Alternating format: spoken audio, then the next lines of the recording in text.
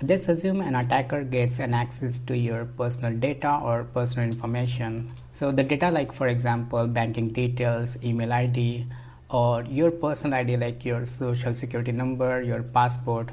But let's say you are working in one of the corporate organization, and let's say the attacker gets an access to your corporate data. The data like user information, user credentials, email address, and let's say even attacker is able to hack into the computer of the organization, and he is able to see the files and folder. So it can be like kind of ransomware attack is going to be happen in the future.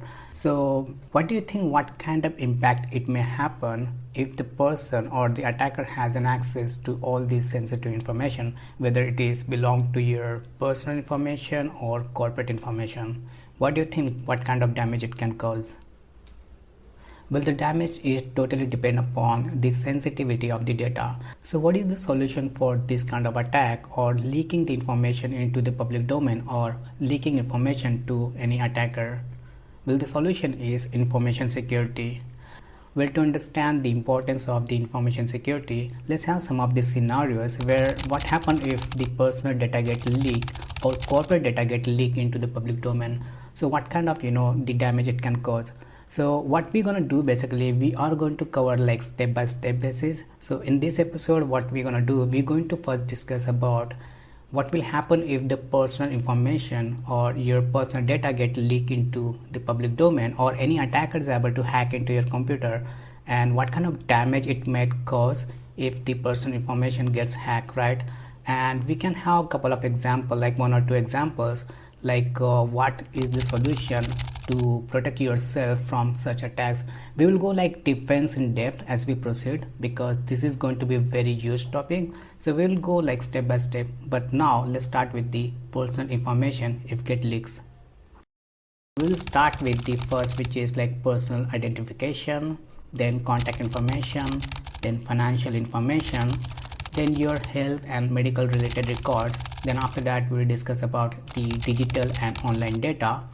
Then after that we'll discuss about the professional information. For example, you are working in an office, then you might have some data related to your organization. And then last, any kind of sensitive information you might have on your laptop, might be private videos or maybe private photos or any related project or innovation you are working. It's totally depend upon the sensitivity of the data, right? So first is personal identification. So what kind of information can come under the personal identification? So it can come your full name, for example your first name, middle name and last name. Then it can come your date of birth, your social security number in case you are living in USA. But if you are in India, then of course it's going to be Aadhaar card and PAN card. The next is going to become like your passport, then might be your driving license. So these are like common information related to your personal identification, which is provided by the government, right?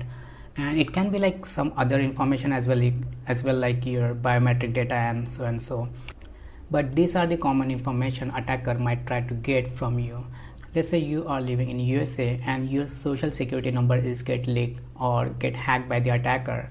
Then what attacker might gonna do, he will use your SSN or social security number to apply for any credit card, and he will use that credit card for online shopping and whatever he wants.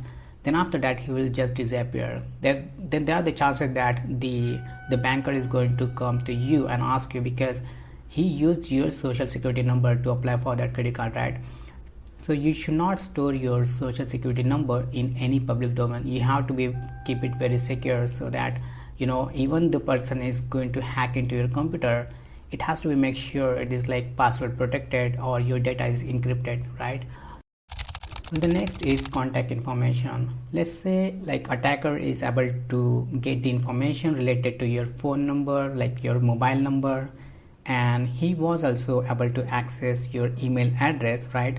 For example, you have Gmail, right? I'm not saying like Gmail is hackable, but let's say attacker is able to get access to your Gmail. Then what attacker might gonna do, he might going to search into all the sensitive information might store into that email, right? So sometimes what we do, basically we store the information related to our banking details, our username and password, maybe card snapshots, like contacts and any sensitive information we store into our email. So what attacker can do, he can scan through all this information. If he is able to find any details related to, for example, banking, then he going to log in into your bank with your like username and password. But let's say he is able to unsuccessful, he might going to say like, I forgot my account or I forgot my password, if he knows the account already. So what happens sometimes, the OTP which is come from the bank, that also comes into your phone number as well as on your email. But let's say if attacker is able to get the OTP successful into your email ID, then he might use that, the OTP to log in into your bank, and he might create some beneficiary or something like that. Then the chances that attacker might transfer all the money he wants, like might be let's say you might be like traveling from one country to another country and you don't know like what is happening with your email right at that point.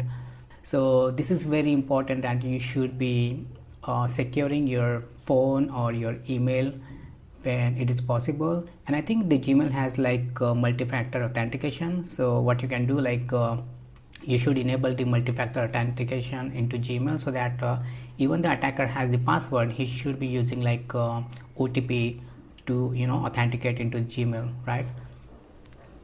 Now the next is financial information. So what other data can come into financial information? So it could be like your bank account number, your credit card and debit card details, or it could be your financial transaction, what you do like day by day basis with the bank.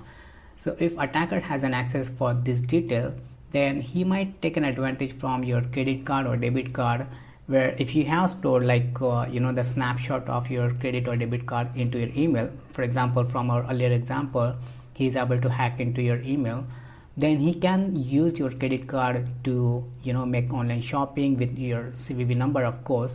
So the point is like you should not store your financial information into your public domain. If you are storing, make sure you are storing at the place where you are encrypting the data, so that you the only person can watch that data whenever it needs, right? Now the next is health and medical related records. Under this come basically your medical record. For example, if you are doing some daily checkup with one of the hospital, then the hospital provides you the record which has your name, your mobile number, your email address might be, then it might have like what kind of illness you might have and what kind of prescription basically you are taking. So all this information is there. Then next is your insurance detail can also come into like health and medical records. And the last one, for example, if you have opt for the organ donation into one of the hospital, and let's say if someone is able to hack into this kind of information, then the chances there could be some criminal activity are going to be here. For example, if someone is going to be look for an organ, and if it is going to match with your organ, then there might be some criminal activities might going to be involved. I think there was like one of these series came in India where the person was looking for the organ for his daughter, and he was like taking all this information from like a hospital. So this kind of criminal activity can come, but it's totally depend upon how far it can go. All right, now the next is digital and online data. So under this it's going to come the IP address. So basically if you have taken the internet service from your ISP, then of course it's going to provide you one of the IP. It can be totally depend upon the scenario. It can be static public IP, or it can be like private IP if they are doing the sharing. Now the next information can come your username and password or your device identifier. For example, if the person is able to hack into your one of the wireless router, and if he knows about like username and password, if might you are using like default admin something like that, then the person might try to get the internet access by using your IP address. So what will happen in this scenario, the person might try to use your wireless network and hack into a government server. Then they are basically monitoring all this detail where the IP is coming from. So what they will do, they will reach out to the ISP, and ISP is going to be reach out to you because your session was going via your IP address to that government, right? So you might become into a trouble if your IP address is coming into that kind of scenario. So you need to make sure that your device is basically secure with strong username password. For example, username can be totally depend like admin, but password has to be very secure that no one can guess so easily, like not like something 1 2 3 4 5 6 or something like that, right? Now the next one is professional information.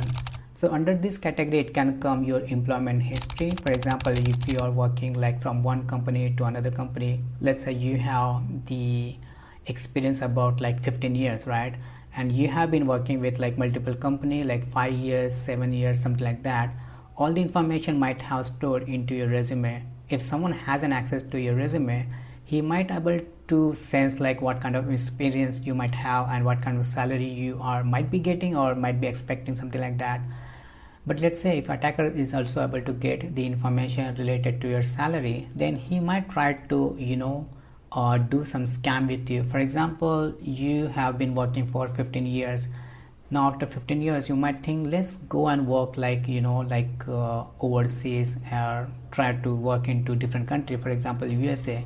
So the person might try to send you the email that okay, they are like visa consultancy and they can provide you one of the job which is like hassle free. You do not have to do anything, but you have to just pay and put all the documents, something like that, and they will provide you the job as well as like the good salary, something like that. So this can be one of the scam, right? There might be chances they will take the money from you and just disappear, right? So sometimes this happens. There are many scammers that do something like this, right?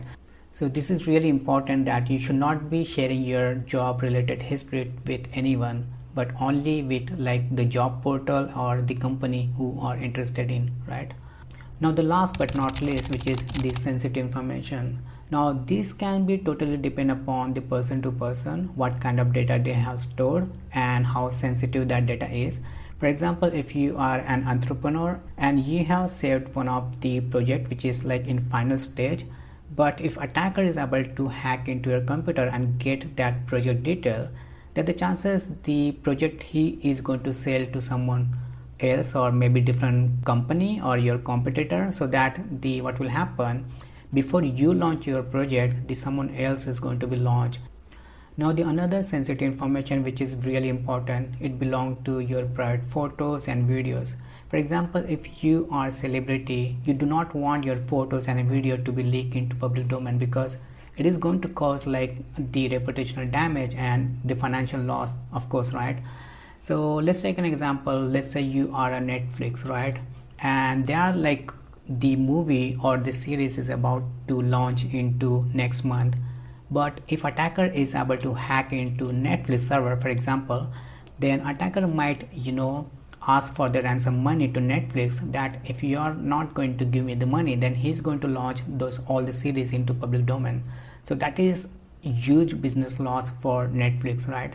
So Netflix is going to make sure that no one going to get an access to those video, right? So this is really important that any sensitive information, maybe related to your private contracts or tenders or project or innovation, or maybe related to your private photos or videos, you need to make sure these are well secured and well encrypted. All right, so these are all related to your personal information and the impact it might cause if the attacker is able to hack into your personal data or information, right? Now the next what we're going to discuss, basically we're going to discuss about what will happen if the attacker is able to hack into your corporate data and what kind of damage it might cause. All right, so this is for now, and I'll see you in the next one.